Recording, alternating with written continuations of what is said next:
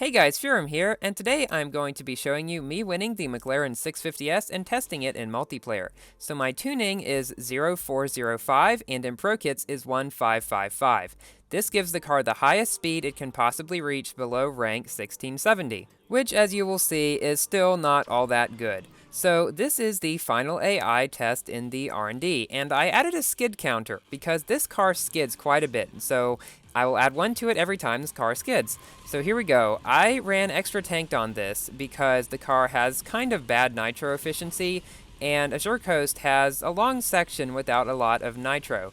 So the AI, or it's not really an AI, it's just a ghost of a person recorded, goes approximately the same speed as me, as you can see here. And then the first skid of the video, add 1 to the skid counter. So that was kind of annoying because he was able to get quite a bit ahead of me because of that. That is by far the worst problem with this car, the skids. You'll see that counter go up quite a bit throughout this video. So coming up to the S-curves here, I'd watched a couple videos of other people doing the AI, and I knew if I could take the turns pretty well, that was where I could have an advantage. I took these turns a lot better than the person driving the car who they record for the AI did, so that gave me a bit of an advantage. So I was thinking, cool, if I can just take the turns well, I'll be able to beat this pretty easily. But GameLoft said, nope.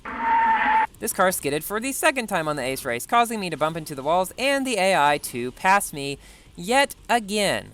And I was running out of nitro as well. So I thought if I can take the final turn better, I should be able to do this.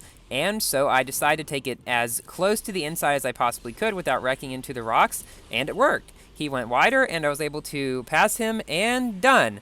You will see that I only beat him by 9 frames. Yes, 9 frames. That is less than 1/3 of a second. But even though GameLoft set the skid setting on this car to extreme, I still managed to win it, and I got my final 5 blueprints for this. Funny thing is, you'll see I have 22 out of 20. I got 2 just in random boxes, even though I didn't really need them. So yeah, 4 hours later, the assembly finally completed, and guess what? An ad came up right in the middle of it. Don't you just hate it when that happens? So I found this R&D to actually be one of the easiest R&Ds that there ever was, only maybe second to the 4C. So let's get to our first race, which is on Munich, against a LaFerrari and an MP48. So the MP48 obviously starts up a lot faster than this, but this one gets up to speed fairly quickly. But this car can only reach 278 miles per hour at this rank, nearly the same speed as a Pro'd MP48, which is the one directly up there. So since he starts up faster and has better everything else than my car, there is no way this car can beat a Pro'd MP48 unless he wrecks. And I was kind of hoping that would happen since people wreck a lot on the Munich tracks because they're new and all the fast trains and all that stuff. But this guy is a fairly decent MP48 driver who I've seen quite often in multiplayer when driving with my Vulcan.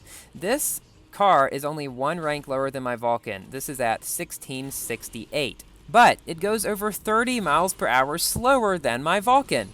Yes, that is really how bad this car was in multiplayer. I knew from the very start when I saw the stats of this car, how its stock to max pro rank increase was below 300, that it wasn't going to be good. And it wasn't. As you can see, I lost to a Pro'd MP48. I found that if a car is not even as fast as an MP48 at this rank, it is not going to be a good multiplayer car, as you will continue to see in this video. Now, I do like driving it. It drives pretty well. It accelerates okay fast, even the Huayra, though, started up faster than me, so I guess it's not super great. Its drifting is okay, its handling is decent, it's fine to drive, it's just not fast, and the skids really cause it to feel very unstable and very skittish. Ha, skittish? Wow, that pun was actually pun intentional.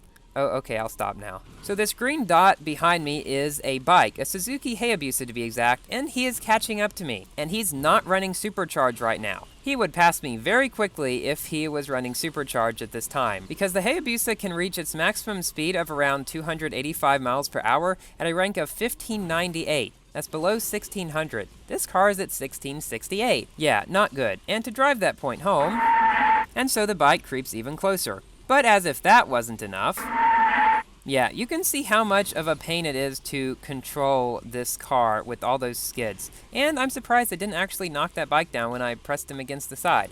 I guess this car is very bad in knockdowning as well as most other things about it. You cannot make this car purple. You can make it blue and you can make it red, but you cannot combine them. You know what would be cool is if cars had a color wheel or something where you could specifically tune your car's color. I think that would be really cool. Then I can make all my cars purple. So bikes are very difficult to control, and this one back there wrecked. I'm not sure exactly where, but he probably went off to one side or the other.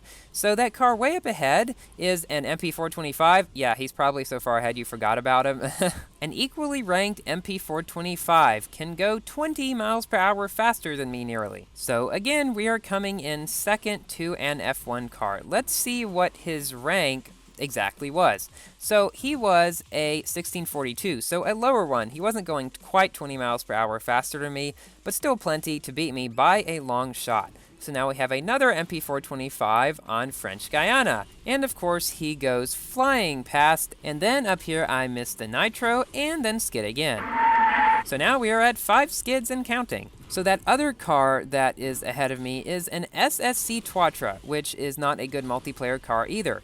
But it goes the same speed as me. I remember there were a lot of people asking on the Asphalt community if this car would have any good multiplayer tunes.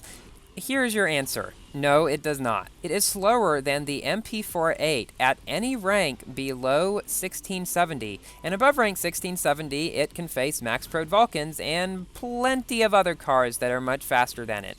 It excels in multiplayer at no rank whatsoever. The best thing about this car, though, is its mastery. It gives 2 champion kit boxes, which is the equivalent of 60 cards, or I believe 1,900 tokens worth. Oh, and just a little update on the Aranera Hasera Championship. I have finished 7 out of 8 goals, and I should be getting the car on Monday, I believe. I will also be streaming this Monday as well. Unfortunately, I will probably not have the Aranera Hasera GT by then, but we'll still have some fun. So that same 1642 MP425 beat us, but we did beat a bunch of other terrible S-Class multiplayer cars, but still not by much. Now we have an MP48 and a Vulcan. This should go well. So the MP48 obviously starts up a lot faster, and the Vulcan even starts up faster.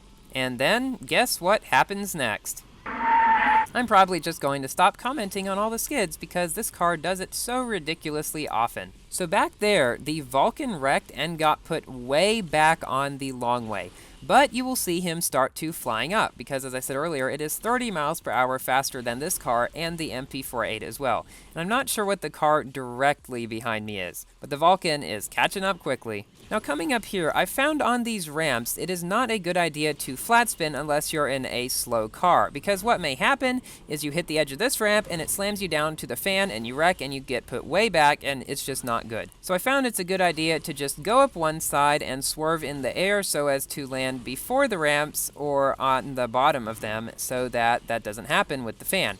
So the Vulcan has already caught up, and I believe he went up as well because he now lands beside me and manages to pass me. This car looks quite a bit like the MP412C on the back and somewhat on the front as well. So apparently if you like a car in Asphalt 8, you put a ring on it and it will go faster. That seems to be a continuing trend in Asphalt 8. This car and the Aranera both look like other cars but just with wings stuck on them and they go faster. A lot of other people and I would rather have cars like the FXXK, Lamborghini Centenario, Bugatti Chiron, and Koenigsegg Regera in the game too, but I'm not sure when that will happen. So the MP48 wrecked, and then the Vulcan wrecked as well. So the Vulcan has now wrecked twice in this race, and he is still ahead of me, which will not come as much of a surprise since this is 2 laps on a fairly long track that the Vulcan can do well on, and since the Vulcan is, well, just a lot faster. But this car is so bad that even other cars that are maybe the same speed but have a lot better other stats can beat it as well if they wreck or get knocked down. Like up here, this Vulcan knocks down the MP48,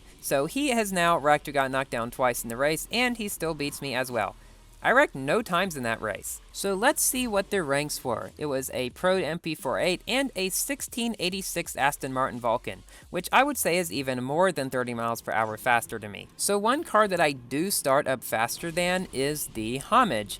This guy up here I managed to knock down. He still doesn't start up that much slower, but it's enough for me to be able to do that. So even on a 1 lap short track, Do you guys think this car can beat the Homage? I'm sure we all know the answer to this after seeing the rest of this video. So here I'm doing the trick where you brake and triple tap right before a jump, and as you can see, it makes you go a lot faster after you land than if you don't do that. It's not a whole bunch, but I was thinking maybe it would help in this race against this Homage. But even though I knocked him down just 30 seconds ago, he has managed to catch right back up to me. But maybe if he doesn't take the turn well and I don't skid, well, that's out of the question now, and he passes me going at least 30 miles per hour faster than me, probably closer to 35, yeah, and with one less skid, I am now coming in third place. So hopefully you guys can see by now just how bad this car is in multiplayer, and this is what I came up against, a much higher Homage and a higher MP425. Higher everything. Matchmaking is not taking it easy on me today, so you're maybe thinking, is it possible to get first place in this car? Yes, it is. If your competition is terrible, as in an unboosted Pagani Huayra and another one of these cars unboosted as well. So it's time for me to give my general review on this car. It is really not worth it except for the champion kit boxes in its mastery, and it gives a fair amount of licenses as well.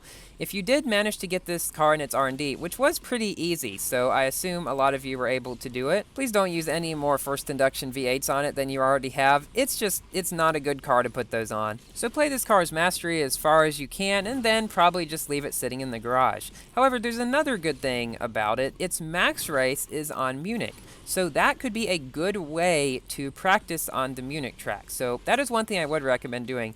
Max this car, test it out on its Munich max race, and maybe get a better feel for that track. The Aranera Hesera GT has a max race on Munich as well, so I think these two cars will certainly make Munich a lot more favorable track for multiplayer, because right now, not a crazy amount of people are actually picking it. So in celebration of finally coming in first, my car leaps into the air. It cannot leap very high. Thank you all for watching. Please give the video a like if you enjoyed it, and consider subscribing for more Asphalt 8 videos, including my multiplayer test of the Aranera Hesera GT. So I will see you later. Goodbye.